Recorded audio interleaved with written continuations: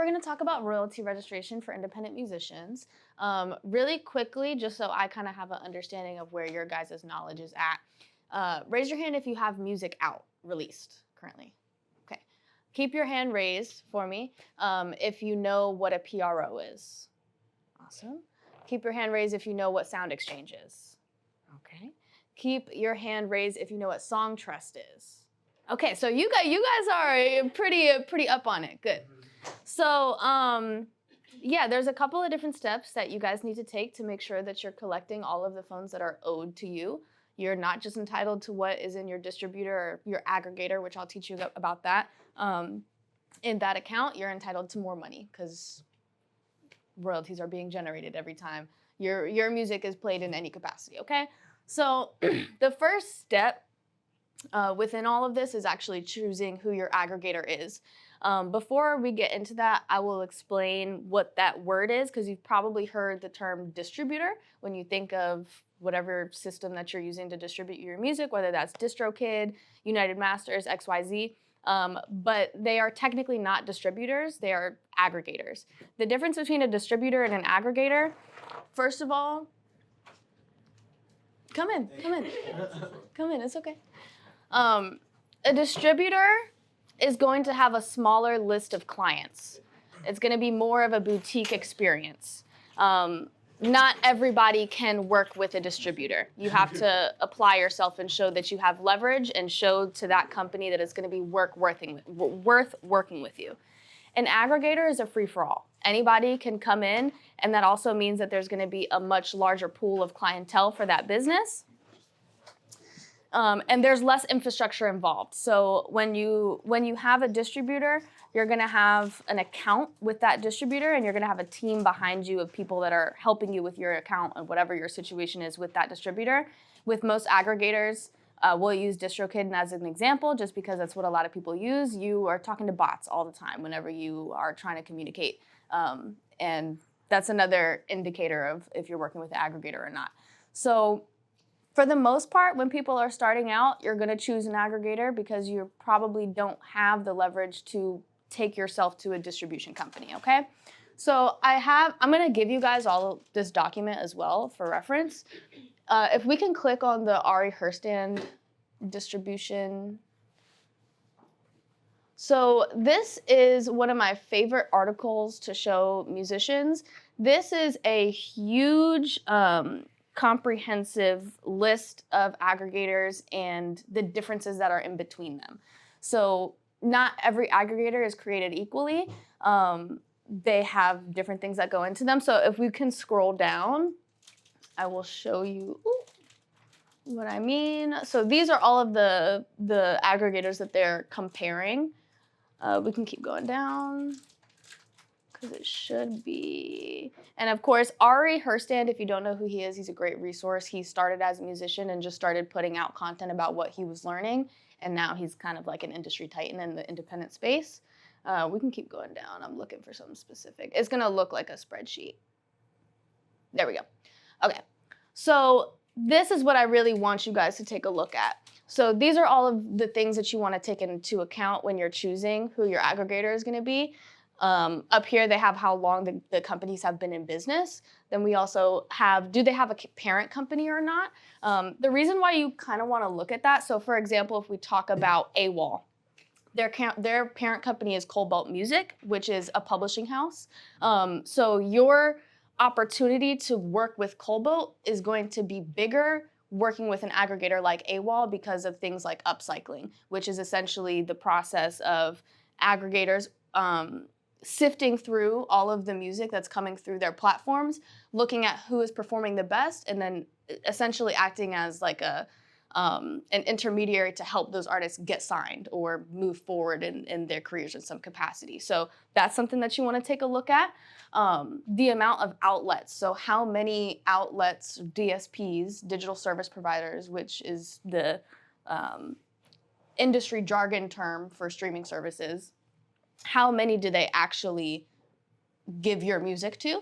Of course, the commission percentage that they're going to take away from the royalties that they collect, is it open to everyone? And is there a sign-up fee?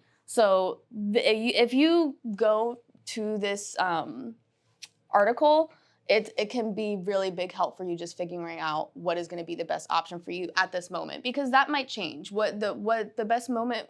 Yes, go ahead. Are these all different distributors that you could just join, or do they have like an exception process? So that's where, like, this says open to all down here. So like the ones that say yes, anyone is able to utilize them. If it's a submission based, then you have to submit to them. But it'll give you all of that information here, and then all of these aggregators are also, like, their websites are linked in this article as well.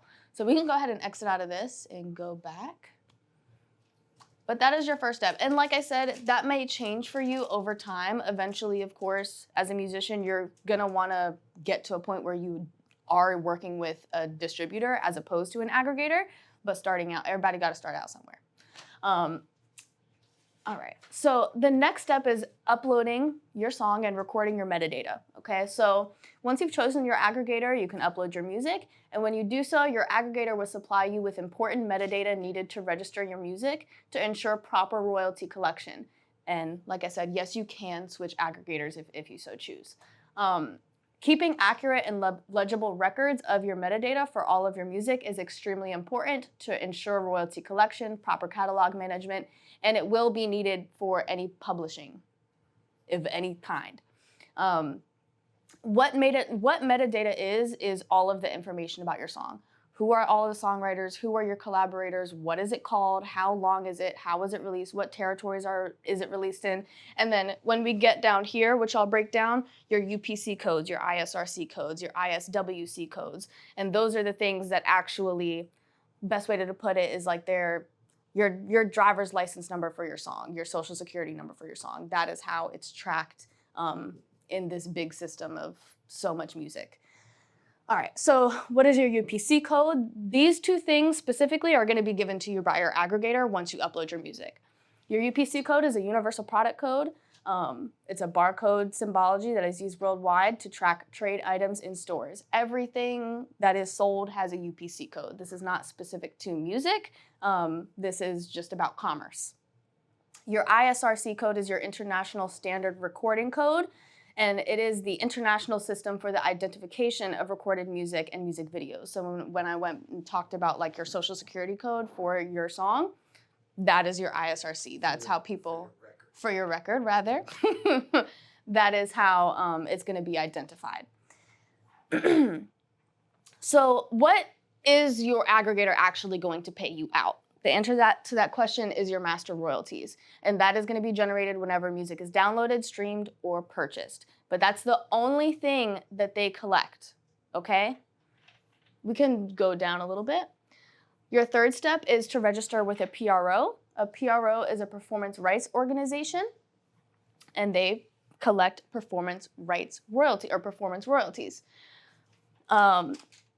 So they will also supply you with further metadata that you need to register for more collection agencies that we'll talk about later.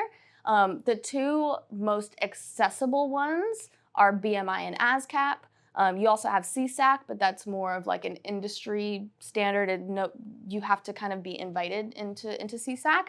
But BMI, like I said, and ASCAP are the most widely used. I personally would recommend using ASCAP if you don't have a PRO now, because BMI was recently bought by a big corporate company. It's not the same business anymore, and changes are happening. And if I'm correct, ASCAP is currently like registering people, and you can also register your publishing company for free, I believe, with ASCAP at this moment. So what metadata is your PRO going to give you? They're going to give you your ISWC, which is International Standard Music Word Code, which is a unique code assigned to a specific musical work or composition written by the songwriters. Similar to an ISRC, you can think of it as an identification number that is used to track and verify specific information about a composition. And then you're gonna get your IPI number. This is really, really, really important, because this is what identifies you as a songwriter. So this IPI number is gonna go along with all of the records that you've produced.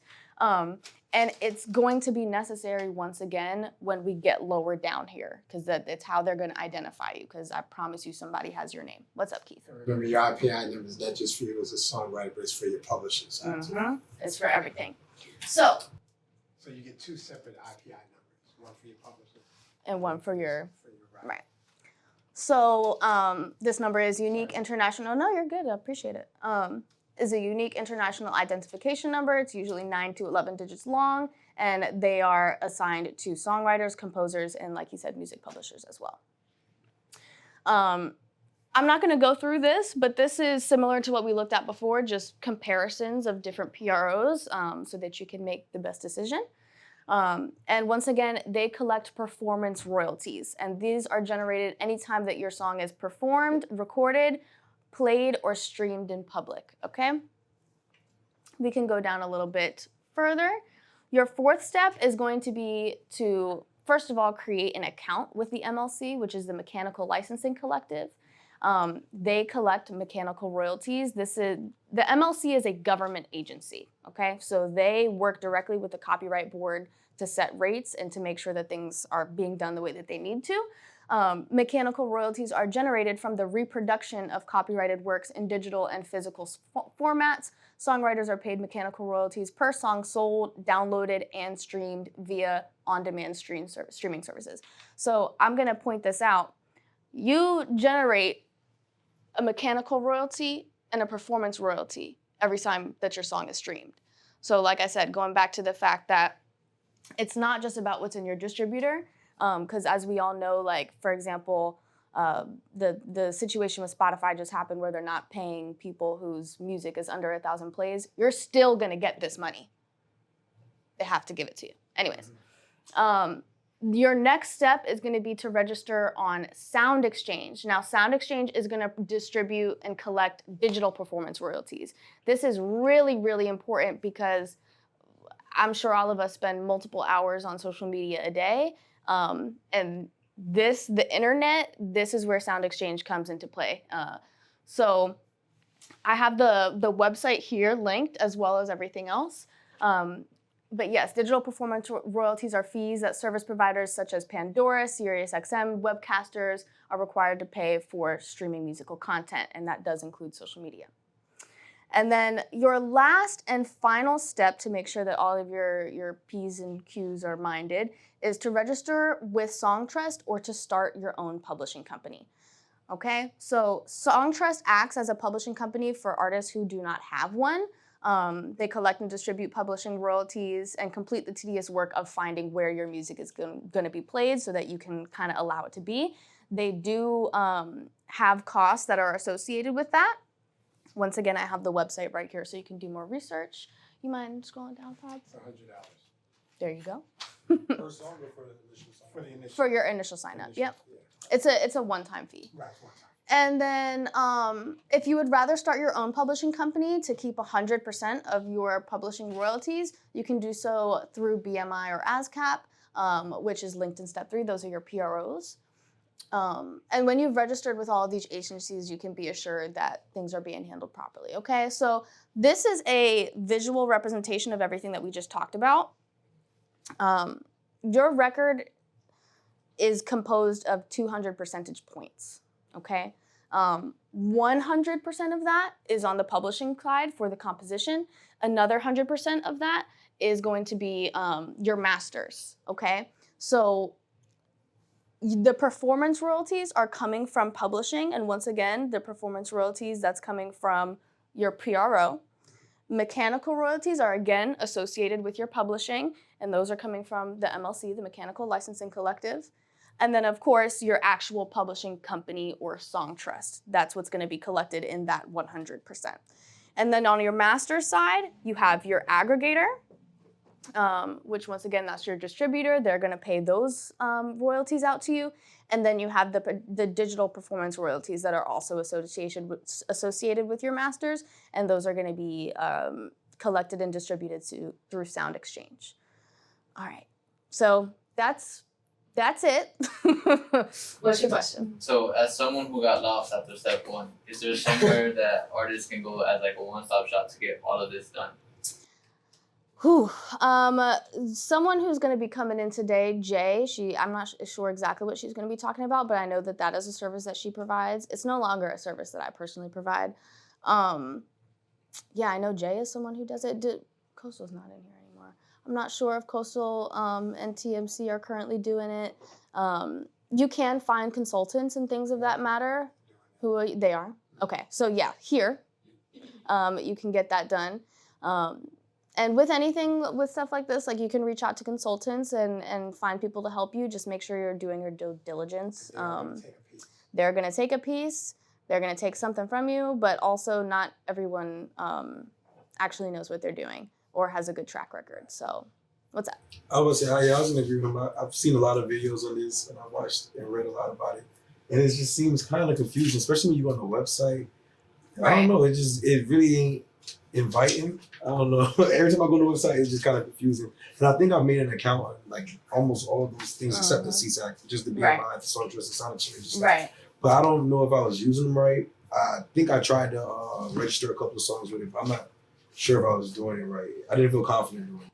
Well, so this is one of the reasons why I talk about this stuff is because the reality is like, you really shouldn't be doing any of this stuff. Like the standard, I guess you could say, is for your team to help you with this, for the person who knows what they're doing to handle this for you. But the reality is like, for example, I know for the MLC, you have 3 years to collect your royalties.